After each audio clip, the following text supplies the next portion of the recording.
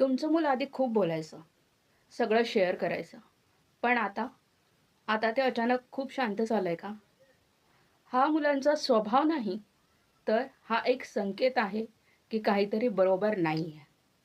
नमस्कार, मी अश्विनी. आज आपण एका अशाच महत्त्वाचा विषय बघणार आहोत.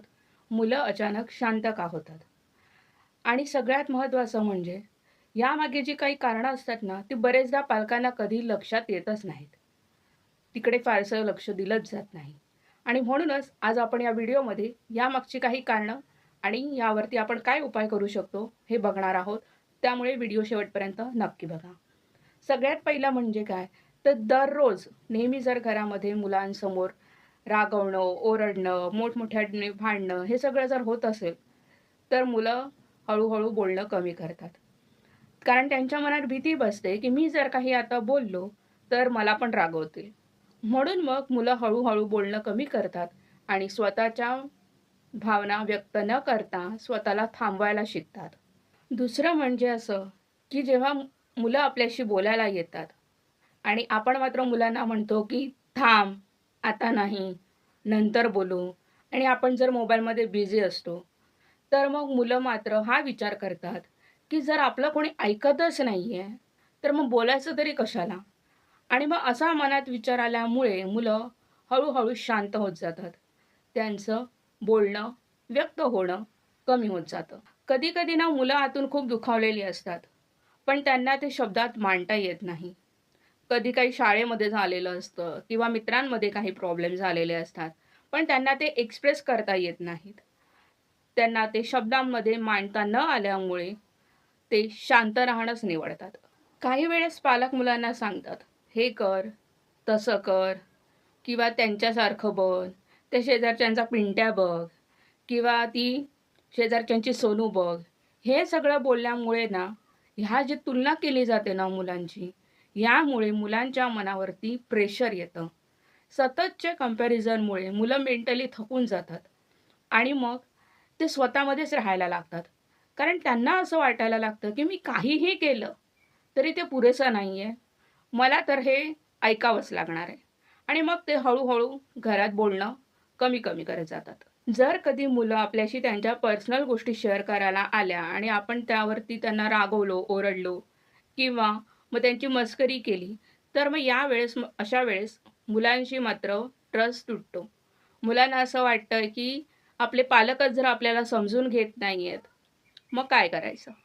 आणि एक गोष्ट लक्षात ठेवा, की एकदा जर का विश्वास तुटला, मुलांचा पालकांवरती असलेला ट्रस्ट तुटला, तर मग ते पुन्हा कधीही ओपनली बोलत नाहीत.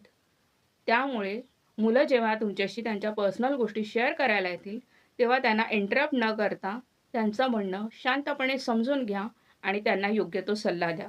कारण तुमचं मूल तुमच्याकडनं सगळं जग शिकत असतं आणि पालक म्हणजेच मुलांसाठी जग असतात. आणि सगळ्यात जास्त त्यांना सहकार्याची अपेक्षा ही आपल्या पालकांकडूनच असते. आणि मला वाटतं प्रत्येक पालकांनी मुलांच्या आयुष्यात हा रोल नक्कीच व्यवस्थितरित्या प्ले केला पाहिजे. सगळ्या पालकांनी एक गोष्ट अशी लक्षात घ्यायला हवी आहे, की शांत मूल म्हणजे समजूतदार मूल असं बरेचदा नसतं. तर शांत मूल म्हणजे आतून बरेचदा काही ना काही सहन करणारी किंवा करणारा मुलगा किंवा मुलगी असू शकते.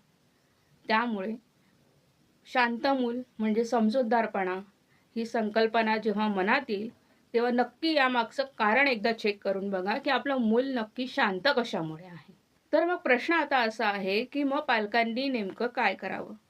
तर सर्वप्रथम एक गोष्ट लक्षात घ्या, की मुलांना बदलण्याचा प्रयत्न करू नका, तर त्यांना समजून घ्या.